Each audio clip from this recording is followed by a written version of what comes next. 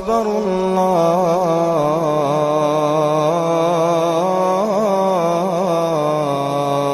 أكبر. Dia, saya kasih rahasia pada Anda. Ini hanya antara kita saja di hari ini. Perhatikan baik-baik. Kalau Anda jeli mengamati, semua yang kita basuh dalam wudu itu adalah semua organ tubuh kita yang digunakan untuk berinteraksi dalam keseharian. Dan semakin banyak Anda menggunakannya, semakin berpeluang Anda banyak salahnya. Bukankah di wajah ada mata? Bukankah di wajah ada telinga? Bukankah di wajah ada lisan? Sekarang semakin Anda sering melihat, semakin sering Anda berpotensi salah. Berapa banyak kesalahan yang dilihat oleh mata kita? Pertanyaan saya, berapa banyak Anda menggunakan handphone Anda untuk hari ini saja? Bangun tidur, ngecek handphone. Kamar mandi, lihat handphone. Masya Allah, mau ke taklim, update status. Apa setiap yang dilihat itu baik semua? Belum tentu. Begitu dilihat ada iklan, ada gambar yang tidak baik. Astagfirullah.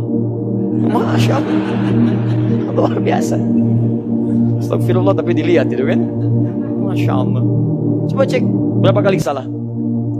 Ya, ukurannya Quran. Berapa kali telinga kita mendengar yang salah? Lisan kita bicara yang salah. Makanya ketika Anda basuh wajah, sebetulnya Anda berpapat dengan wajah Anda. Jadi wajah orang wudu itu mustahil menatap yang salah. Itu tangan Anda ketika dibasuh, kenapa dari sini? Bukan dari sini. Karena yang sering digunakan interaksi itu yang ini, bukan yang ini. Saya mau tanda tangan dulu Pak. Mana penanya? Ini? Enggak ada. Pakai ini. Nih. Ngambil uang pakai ini. Nyentuh orang pakai ini. Jewer anak pakai ini. Coba cek. Berapa kali Anda menggunakan tangan Anda pada yang tidak tepat? Ketik status pakai ini. Nyebarkan berita hoax pakai ini. Gak ada hoax yang membangun, semuanya merusak. Nulis ketik macam-macam, bagi segala rupa, pakai ini nih. Jadi ketika Anda wajar dimulai dari sini, Anda sedang menghitung berapa kali ini pernah salah. Makanya ketika tangan singgah di sini, airnya jatuh, itu seharusnya kotoran Anda ikut jatuh, dosa Anda itu ikut jatuh. Di orang wudu itu tidak akan menggunakan tangan untuk maksiat lagi. Saya sering katakan pada Anda, tangan orang taat tidak akan digunakan maksiat. Telunjuk orang tahiyat gak akan dipakai maksiat. Gak akan dipakai. Pak, tolong tanda tangan. Maaf, saya gak bagus. Gak bagus. Saya baru berwudu. Saya mohon ampun di hadapan Allah. Saya takut kalau tangan saya digunakan pada yang tidak baik. Masya Allah, tangan orang wudu. Pak, nilainya bertambah 1 miliar. Saya istikharah dulu ya. Oh, Masya Allah. Tidak. Wah, biasa. Tetap tidak, tolak dia. Hilang. Kaki juga begitu. Berapa kali kaki Anda melangkah pada yang tidak baik? Anehnya Anda tuh wudu 5 kali sehari. Orang kalau sekali bersih-bersih masih salah, kali masih kotor. 2 kali masih kotor wajar. Tapi 5 kali dalam sehari masih kotor, Anda butuh berapa kali lagi? Makanya kalau orang itu menjaga wudu tiap waktu jaga wudu, itu akan terjaga dari maksiat. Minimal dia takut batal wudunya. Silahkan cek oleh teman-teman sekalian.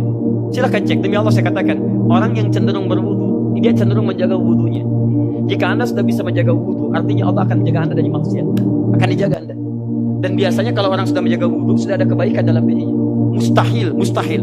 Penjahat menjaga wudu itu mustahil. Silahkan cek. Pendusta menjaga wudu itu mustahil.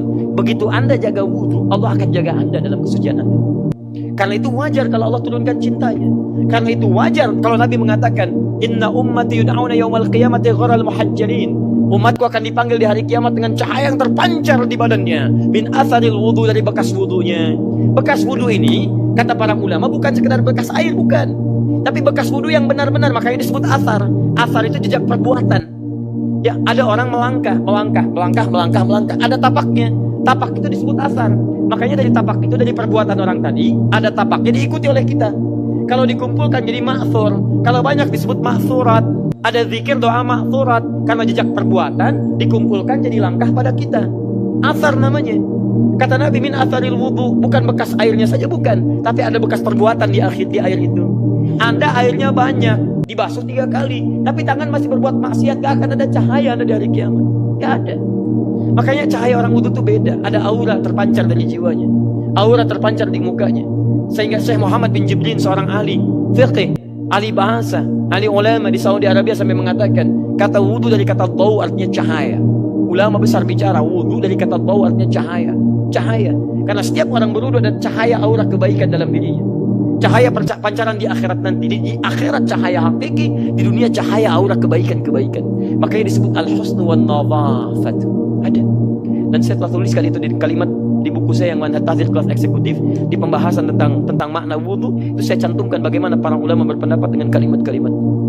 Jadi teman-teman sekalian, bagian yang kedua ini, sunnah Nabi dalam berwudu sebagai persiapan sholat, tidak sekedar membasuh dengan sempurna, tapi ada dampak dalam perilaku kehidupan kita. Maka saya bertanya pada diri saya dan anda serta kita semua, berapa kali kita berwudu dalam sehari dan berapa kali kita bertobat di hadapan Allah Subhanahu wa taala. Karena itu, saya ingin menutup uraian saya pada bagian sunnah yang kelima ini. Jangan sampai ada lagi orang wudu tapi maaf, lisannya maksiat, matanya maksiat sampai ke ujung kakinya. Karena itu tidak akan memberikan pancaran kebaikan dalam diri kita.